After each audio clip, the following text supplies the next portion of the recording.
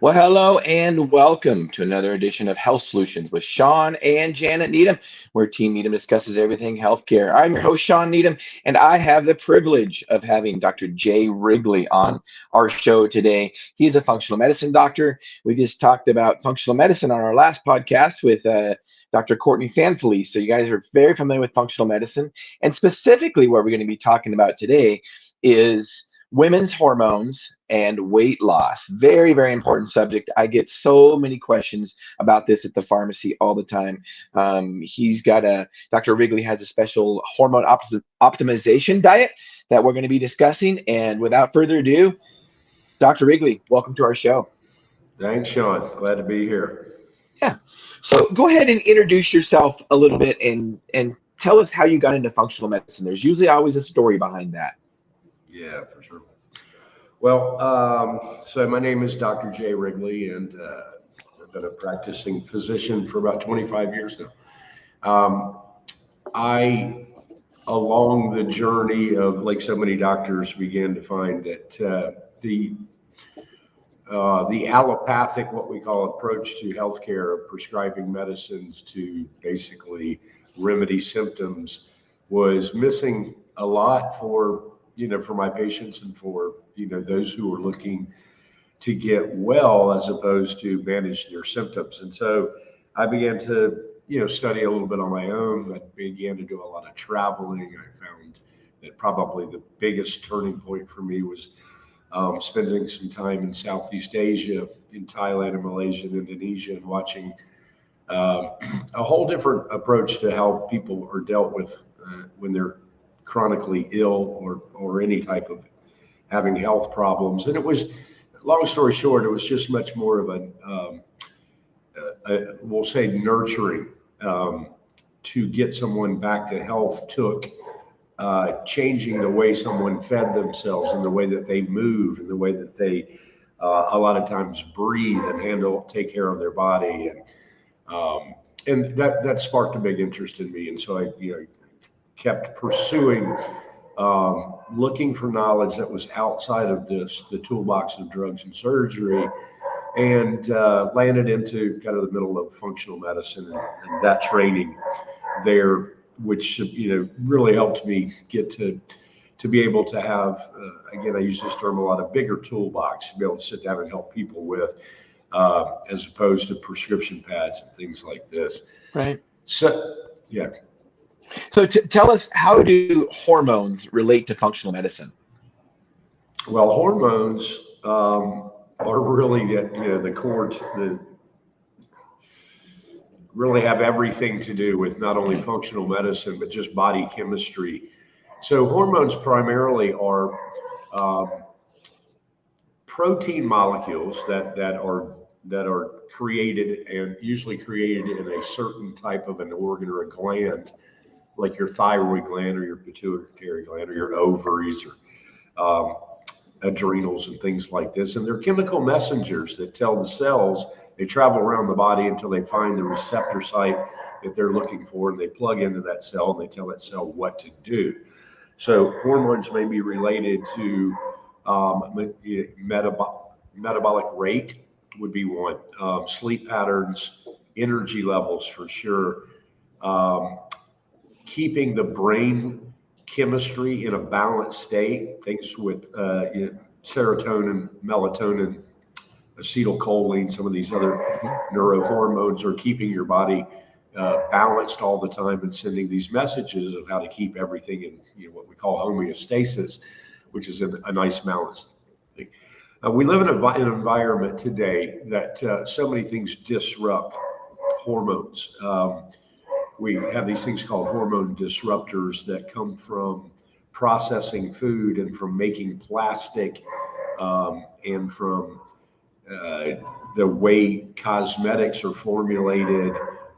There's lots of chemicals out there that the human body has not been exposed to except for the last probably 50 years, and they're really wreaking havoc.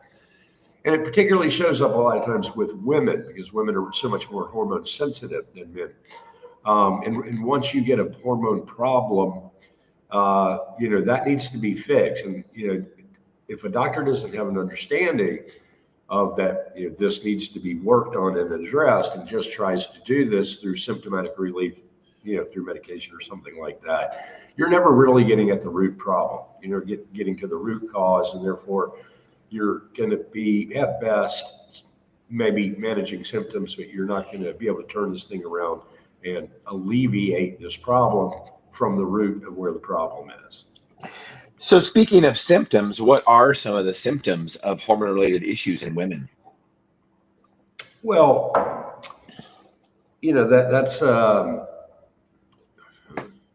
that can be anything from, women are more prone to have thyroid problems. And so if a woman's got an issue with either she cannot get her thyroid hormone into the receptors of these cells, or she's not making enough of it, she would begin to show symptoms of fatigue, probably hair loss, dry skin, becoming a poor sleeper, can't stay asleep through the night.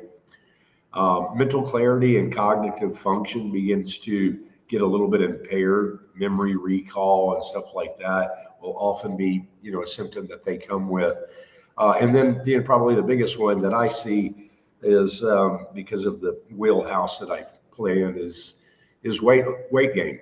When you have an endocrine problem, there's usually going to be some type of metabolic machinery that has been thrown off, and it's going to make it a whole lot easier to store fat than it is to release fat. And this becomes a really big challenge, especially for women, between the ages of like 41, 42, all the way through their mid 60s, is this changing of hormonal landscape, and which also often comes with thyroid dysregulation, leads to a real challenge with them putting on weight and having a hard time getting it off.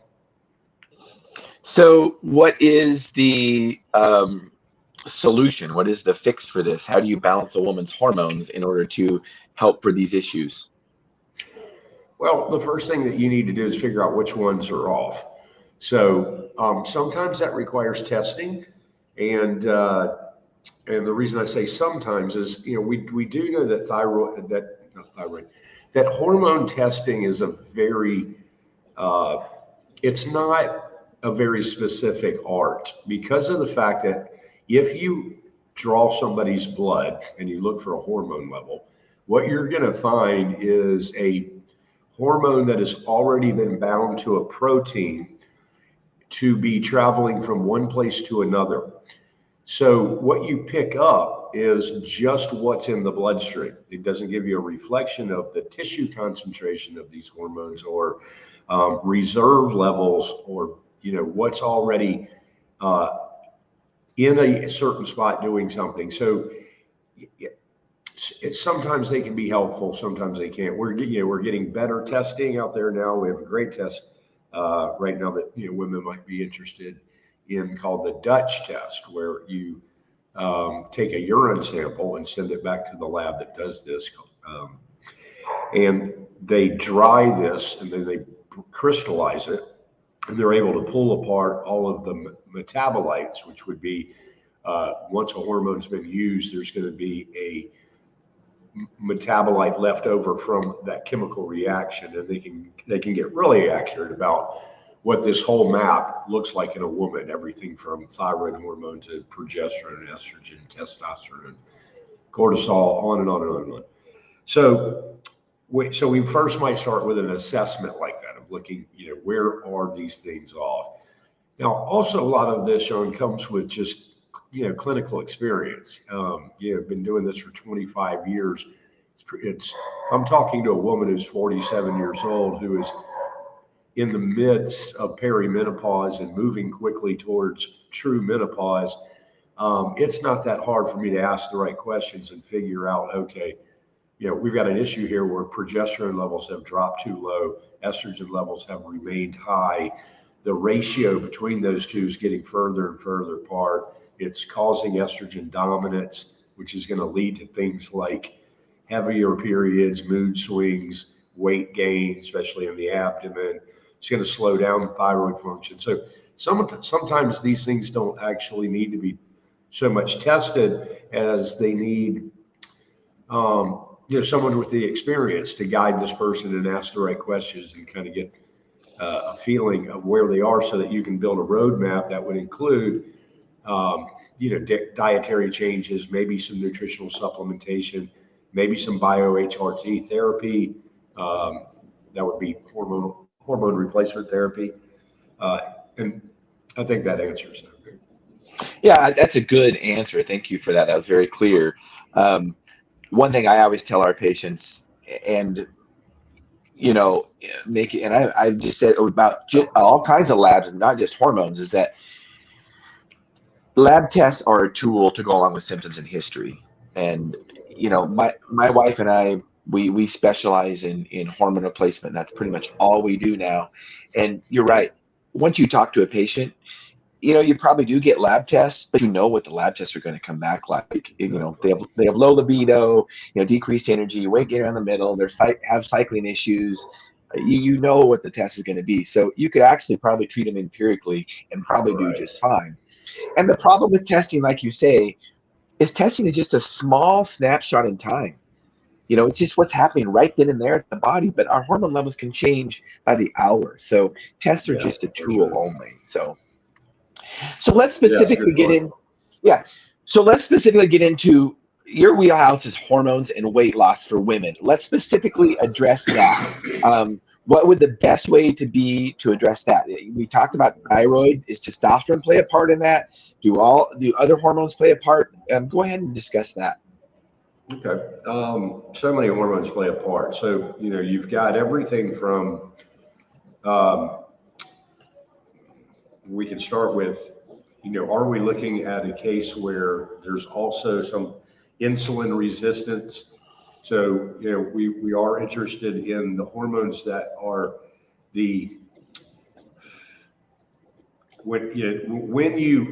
whatever you put in your mouth is going to elicit a hormone response. Now, there are some responses that are far more favorable than others. And one of them is that you do not want to be eating food that is hyperinsulinogenic, meaning that you eat this food and you get a skyrocketing out of your pancreas of lots of insulin, because that's going to lead to, over a period of time, an inflammatory state. And that's going to cause a problem. The other hormones that we look at when we're dealing with, like, let's say, women and weight, are the big ones would be thyroid function. And are you converting T4 into T3? And then is T3 accessible to the receptor sites on the cells? That one becomes a big deal if we know that there's low progesterone, but there's a substantial amount of estrogen in this woman's body. We know that estrogen can compete for the same body.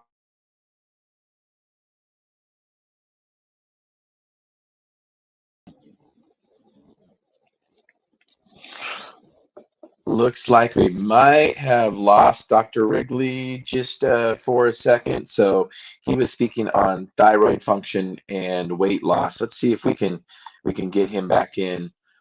While he is working on that, we can go ahead and keep discussing thyroid issues. He was talking about estrogens competing with thyroid, and if you don't have optimal thyroid function, mostly T3 level, so free T3 level, you won't have optimal thyroid. And traditionally, what we've done with thyroid is we've checked TSH only, and TSH only seems to be what we call the gold standard. Endocrinologists will tell us that TSH is the gold standard, but in reality, it's kind of a good maybe just a check on your thyroid. But when you really want to optimize thyroid, especially if you're on thyroid, which the most common thyroid prescription is T4, he was talking about levothyroxine, which is also known as Synthroid. I'm going to be texting Dr. Wrigley while I'm doing the podcast, so I can see if I can get him back on. So TSH is just it's a good might be a good indicator of thyroid dysfunction, but the normal TSH is 0.5 to 5. And of course, the higher the TSH is, it's a negative feedback loop. So the higher the TSH is, the worse your thyroid is doing. And I'll have patients all the time that have suboptimal thyroid they have clinical suboptimal thyroid levels, and they have all kinds of symptoms of low thyroid, but their TSH will be normal, but their free T3 is low. Free T3 is the active form of thyroid. So Dr. Wrigley talked about T4. T4, the most common prescribed thyroid, levothyroxine, has to be converted into T3 in order to be active. So if that's not happening, then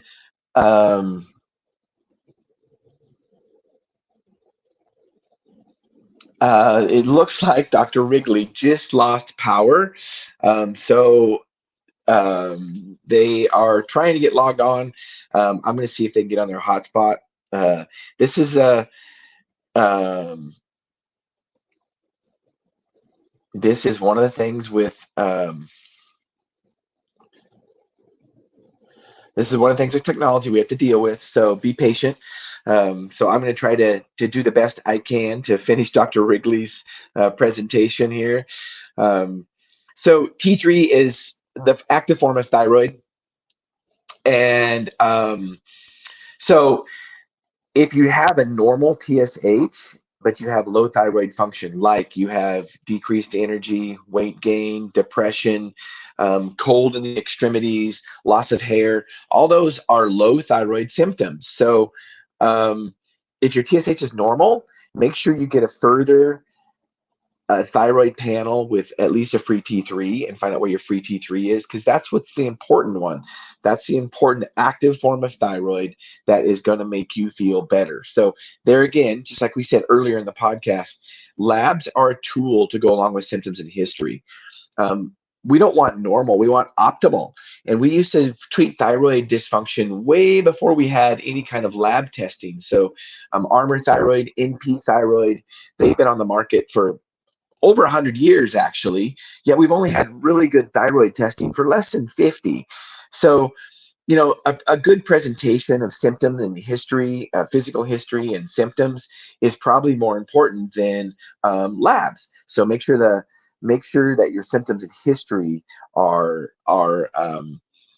the most important factor, rather than labs. They're just a tool. So Dr. Wrigley's working on getting back online. We'll see if we can get him back online. He was going to talk about the hormone optimization diet too. That's a new program that he is starting. And if we can't get him back on shortly today, we will definitely have him back on to talk about that. But I tell patients all the time, it's like, look, hormones are a piece of the puzzle. They are just a piece of the puzzle, along with a healthy lifestyle diet. So they are trying to get back on right now. Hormones are a piece of the puzzle. So it's important to eat right. It's important to sleep right. And it's important to exercise. So of those three, sleep is the most important. We will die without sleep before we'll die without food. I've said that over and over again. That's just true. Look it up yourself. Don't trust me. It's true. Most of us can live without food for 3 to 4 weeks because we have a good reserve. But we can't live without sleep for like 3 days without going psycho, literally. So sleep is very important. And if you're not sleeping, i.e., if you're not having hot flashes and waking up at night with night sweats or hot flashes, you're not sleeping, that's horrible for your body. Nothing is going to get better. You are not going to lose weight. You're not going to feel better. You're going to keep feeling fatigued. You're going to have all kinds of symptoms. So the most important thing is you have to start sleeping. Now, there are some ways to stop hot flashes. And unlike a doctor like Dr. Wrigley, who fixes problems instead of treating symptoms, there are some drugs out there to just treat hot flashes. One of them is called Effexor. And Effexor is an antidepressant, actually, and it will work for hot flashes. But you're not fixing the problem. The reason you're having hot flashes is because you have a hormone imbalance. That hormone imbalance usually starts with progesterone, and later on it is estrogen. So you need estrogen and progesterone to fix those hot flashes. You don't need some antidepressant. That's just putting a Band-Aid on the problem. Fix the problem. Don't treat just the symptom. And with the estrogen and progesterone, not only will you get better sleep because the hot flashes will be gone, but you'll have better brain function, you'll have better cardiovascular function, you'll have better skin, so many benefits, and better bones. And we always, talk about osteoporosis and how it's so debilitating for women. And I'll see, 80-year-old women with osteoporosis or even younger than that. And, in our healthcare system, we have done them a disservice. And there is no reason a woman should have, or a man for that matter, be all crunched over using a walker when they're 80. We in the healthcare system have done them a disservice by not optimizing their hormones. So those are things that it can prevent too. Hormones are more than just preventing, acute symptoms like hot flashes or cycling problems. It prevents long-term problems like osteoporosis, like heart attacks. And yes, you'll hear all over the studies, and some doctors that are not educated on hormones, they will talk about how hormones cause heart attacks, because there was what's called the Women's Health Initiative, the WHI study in 2002, 20 years ago. It was a horrible study that linked heart attacks with Premarin and Provera. And Premarin, let's just say what Premarin is. Anybody that's on Premarin, let's just say what Premarin is. Premarin is pregnant mare's urine. Yes, Premarin is horse pee. It is estrogen isolated from horse pee. It was first developed in 1947 by Wyatt Ayers, and it's been on the market ever since. There is no generic for it. Why is there no generic for it? Because we don't know what all is in it, because it's horse pee, and every horse has different pee from each horse to the next horse. So there's a different ratio of estrogens in there. Now, it is standardized to an estrone-estradiol ratio, but there are a lot of other estrogens in there that are not natural to women, like equilin, which is only natural to a horse. Is that why Premarin causes problems? Possibly. But I don't think Premarin should ever be prescribed anymore. I educate women and educate prescribers on it, that there are better options. We have estradiol, which I think is a lot better option. We have estriol, which is also very important. So if you're on Premarin, please reach out to us at the pharmacy, and we will give you some options on some alternatives to Premarin, because I don't think should be prescribed anymore, because we have better options. So, but let's talk about Provera. On the WHI study, they used Provera, and Provera commonly gets mixed up with progesterone. Even in my pharmacology book, when they talk about progesterone, they'll put medroxyprogesterone acetate under the heading of progesterones. Well, they're completely different. Wyatt Ayers helped develop medroxyprogesterone acetate to copy progesterone. Progesterone is bioidentical, natural to our bodies. Medroxyprogesterone acetate is made in a lab, synthesized in a lab to copy progesterone. But it doesn't do it very well, because a little change in a molecule can make huge implications in the body. So here's one of the deals. Here's the analogy I like to give. Progesterone in our bodies, natural progesterone. Progesterone literally means pro for gestation, gesterone, support gestation. Okay. Without enough progesterone, you cannot get pregnant. Without enough progesterone, you cannot maintain a pregnancy. So, and Wyatt Ayers knew that Premarin was causing an increased risk of uterine cancer, because one thing estrogen does is it increases the proliferation of uterine tissue. It helps thicken the endometrium, and progesterone helps thin the endometrium to stop that proliferation. Okay, I'm just getting a note here. Sorry, can't get a strong enough connection on their phone. So they're not going to be back on. I'll try to finish Dr. Wrigley's presentation. We will have him back on to talk about the hormone optimization diet. So back on medroxyprogesterone acetate to copy progesterone. So Wyatt Ayers helped develop medroxyprogesterone acetate because progesterone is not patentable. Anything that's natural is not really patentable. So they had to make a different molecule. So medroxyprogesterone acetate. I talked about progesterone helping support pregnancies. Without it, you can't get pregnant, okay? So what about medroxyprogesterone acetate? What is Depo-Provera used for? Depo-Provera is used for birth control. So usually when I tell a doctor, that one is to help support a pregnancy and one prevents a pregnancy, they realize how different they are, and the bingo light goes on.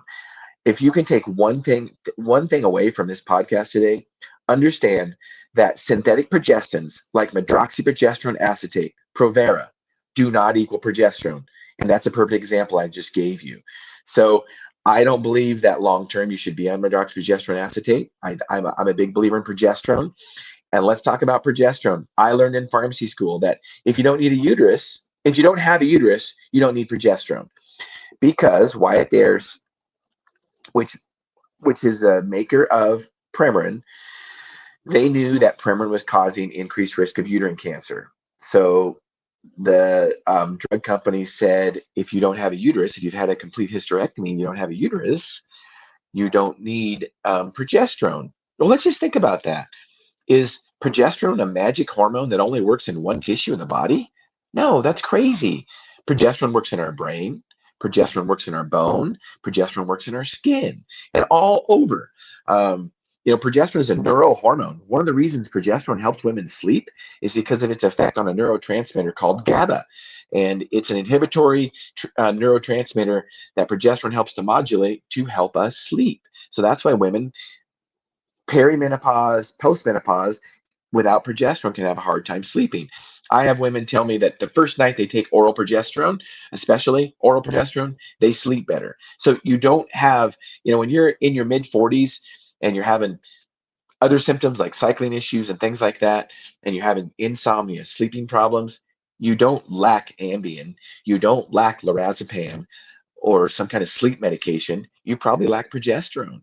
And you'll get a lot of benefits from progesterone rather than just increased sleep. So realize this: medroxyprogesterone acetate, synthetic progestins that are used in birth control pills do not equal progesterone. And most doctors, most pharmacists, they don't know that. So you need to talk to a doctor like Dr. Wrigley or a pharmacy like our pharmacy that is educated on hormones specifically.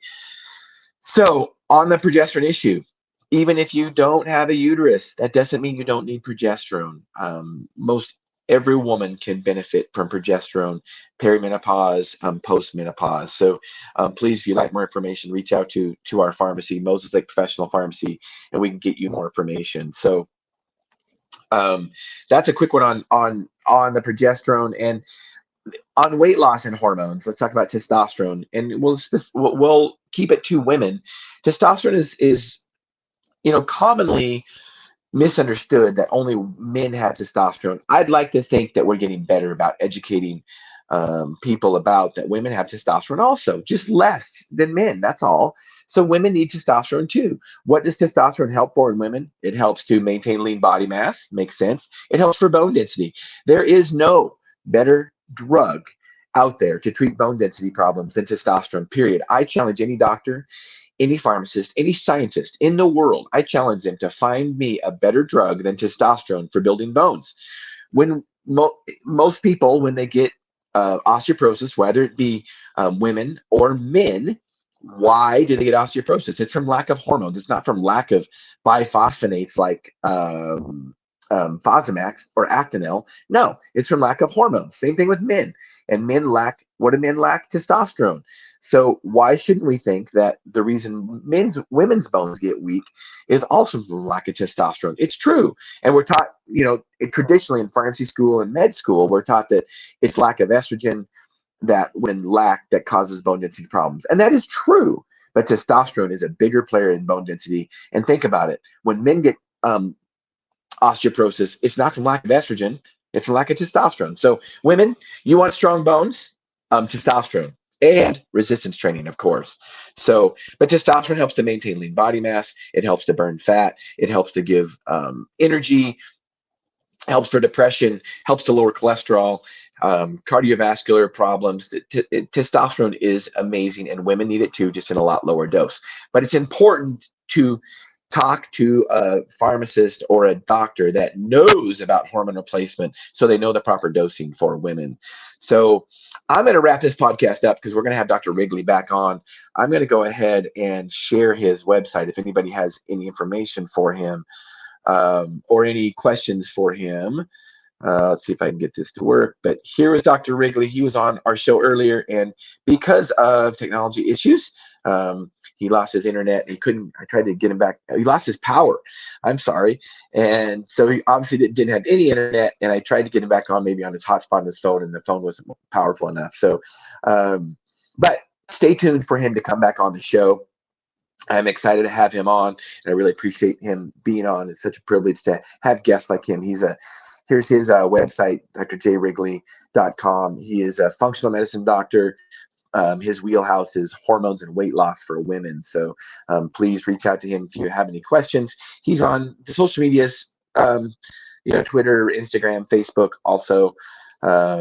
So yeah, please reach out to him. And as always, you can reach out to us at Moses Lake Professional Pharmacy. You can comment on this podcast if you have any questions. Please share this podcast with anybody having any of the symptoms we talked about today or interested in hormone replacement. And watch us on the Mosaic Professional Pharmacy YouTube site and the Mosaic Professional Pharmacy Facebook. And we are streaming live on LinkedIn and Twitter now as we speak. So please catch us there also. And Monday on our regular scheduled podcast, I will be traveling. So we will have our regular scheduled podcast at 8:30 next Tuesday. And we will have Robert Seek on. He is a pharmacist, and he is going to talk about the corruption in big pharma and how it relates, how big pharma and insurance companies are basically in collusion together to rip off patients. You're going to be really, really surprised. It's going to be eye-opening. So catch us Tuesday, 8:30 to 9:30 on our podcast, and you can learn about big pharma and insurance companies and how they're not your friends. So without that, I am going to check out today, and thank you, listeners and viewers, for your patience with technology.